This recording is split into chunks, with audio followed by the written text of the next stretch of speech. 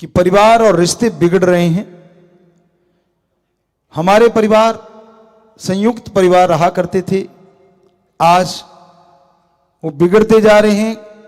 आप निगाह मारोगे, गांव में भी बहुत कम परिवार रह गए जो संयुक्त परिवार हैं। रिश्ते बिखरने का कारण सबसे बड़ा है अहंकार, सहन शक्ति की कमी। जरा सी बात होती है और आप झगड़ा झमेला शुरू कर लेते हैं। जरा सी बात होती है आप परेशान होने लग जाते हैं। जरा सी बात होती है आप एक दूसरे से बोलना बंद कर देते हैं। पहले तो बहनों में पाई जाती थी ये आदत कि भाई थोड़ा सा मुंह मोटा हुआ और कहते मैं नहीं बोलती इसके साथ, कई कई दिन नहीं बोला करते थे। हमने देखा अपने बच्चों को, सेवादारों को। पर अब तो भाई आपको पता है हर चीज में मुकाबला हो गया, बराबर के हकदार हो गए। कहते हम कौन सा कम है, तो इन्होंने भी बोलना छोड़ देते हैं आपस में। वो निकलेगा दूसरा साइड में हो जाएगा, इसको निकलने दो। फिर माथे लगाना भी पसंद नहीं करते। क्यों? आपकी रगों में एक ही मां बाप का खून है, एक ही मां के गर्भ में आप पले बड़े हुए हैं, एक ही मां का दूध पिया है, एक ही बाप और मां के परिवरिश में आप बड़े हुए हैं। उसी मां बाप ने आपको पढ़ाया लिखाया।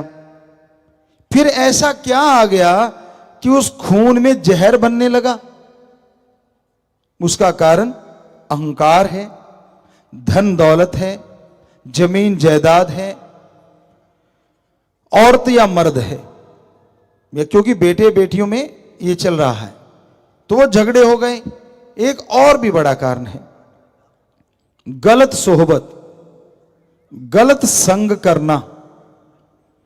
वो भी एक बहुत बड़ा कारण है, क्योंकि एक कहावत है कि उंगली लगाने वाले बहुत होते हैं। आपको इकट्ठा देख के खुश होने वाला तो कोई कोई होगा, जिसके अच्छे संस्कार हैं, कोई संत पीर फकीर या कोई भगत, वो तो खुश हो सकता है। वरना इकट्ठे परिवारों को देख के लोग सड़ते हैं, जलते हैं। और एक और भी कारण है संयुक्त परिवारों का टूटना, बुरा ना मानना। कहते ना तो बुरा जन्मे और ना बुरा आए, कोई बुरा आ जाए। वो बहू हो सकती है, जवाई हो सकता है, माड़ा संग आपके बेटे बेटी का भी हो सकता है। जो तीन कारण ऐसे हैं जो संयुक्त परिवार तोड़ने में बहुत बड़ा कारण बनते जा रहे हैं, क्योंकि वो लंबी नहीं सोचते। और एक परमपिता जी ने जो बताया वो भी बहुत बड़ा कारण है, गधा पचीसी उम्र जोर जवानी का। कि एक 25 से 45 साल या 30-40 साल तक की जो उम्र होती है, जब बच्चा अपने पैरों पे खड़ा होने लगता है, माँ बाप की बनी बनाई जायदाद पे हक जताता है, उसको पैसा मिल जाता है, वो अपने तरीके से काम करने लगता है। उसको लगने लग जाता है कि यार मेरे माँ बाप तो बेवकूफ़ी थे, मुझे जितनी अकल है काश मैंने काम संभाला होता तो मैं तो पता नहीं कितनी बुलंदियों पे ले जाता।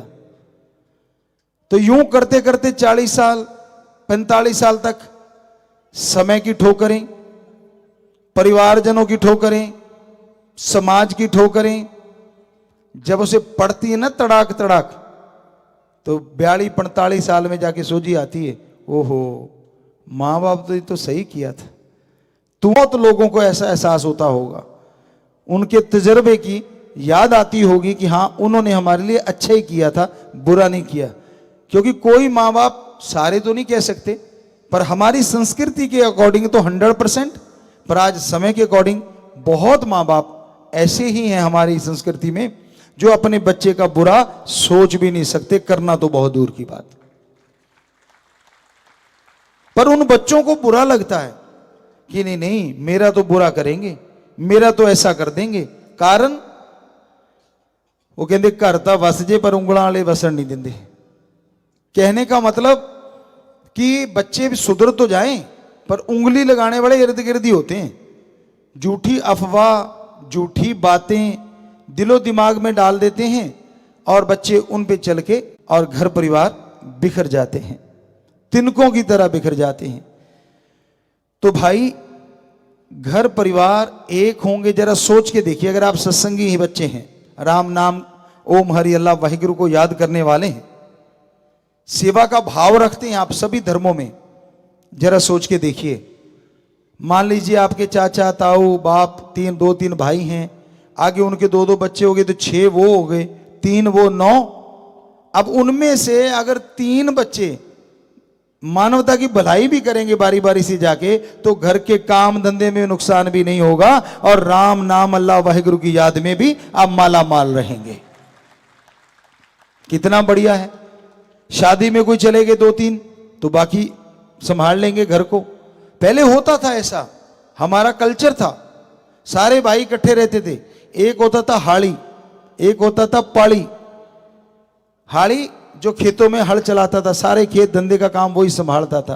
पाड़ी भैंस वगैरह को, और एक जिम्मेवार जो खेत शहर से सामान लाना, घर के खर्चों का हिसाब किताब रखना। सारे 2-3 भाई अगर होते तो इस तरह से बहुत कमाल का सिस्टम था हमारे समाजों में, हमारे इस संस्कृति में। लेकिन आज खो गया है। तो हम तो यही प्रार्थना करेंगे कि अपने अहंकार को छोड़ो, जरा जरा सी बात को गहराई में ना ले जाया करो। छोटी छोटी बातें होती हैं और उसका बतंगड़ बनाने में आस पड़ोस के लोग काम करते हैं। पंजाबी में एक कहावत आपको कई बार सुनाई है, आज फिर जुबान पे आ गई। लाई लग ना होवे घर वाला ते चंद्रा गवांड ना होवे। ये पुरानी कहावत है, गाने बन गए वो एक अलग बने हैं, बाद में बने, पर ये पुरानी कहावत है। लाई लग किसी के कहने में आने वाला पति या पत्नी नहीं होनी चाहिए, और चंद्रा घमंड ना हो, पड़ोसी गंदा ना हो जो हमेशा उंगली लगाता रहे। जैसे बाहर से कोई आया, पत्नी या पति, तेरा पति तो ऐसे, तेरी पत्नी तो ऐसे, ये ऐसे करती है। पुराने टाइमों में कहते थे दाल सब्जी लेने बहनें आती थी और क्या से क्या बोल जाती थी, बड़ी अजीबोगरीब बातें भी बोल देती थी कि भाई तेरा तो पति किसी काम का नहीं, वो तो बेकार है, फलां है, धिंकड़ है। आई है सिर्फ सब्जी लेने और आग लगा के चलती बनी। अब वो जब आते हैं पति महोदय तो शुरू हो जाता है महाभारत। तो इस तरह भाइयों में, आगे बच्चों में झगड़े करवा देते हैं, और छोटा सा अहंकार, छोटी छोटी बातों के लिए आपका ईगो हार्ट होने लगती है और आप अलग हो जाते हैं, झगड़े हो जाते। तो संयुक्त परिवार सुखी परिवार। हमारे अकॉर्डिंग आप राम का, अल्लाह वाहिगुरु का नाम जपा करो, छोटी छोटी बातें इग्नोर मार दिया करो। आप परिवार के बारे में कोई उंगली लगाता है, सारे परिवार के सामने उसको ले आया करो कि भाई ये तू कह रहा था मेरे भाईचारे के बारे में, बोल क्या कह रहा था। तो उसने जो मसाला बनाया सारा ही उड़ जाएगा, और आगे से वो कभी भी आपके सामने आपके भाई परिवार की निंदा नहीं करेगा।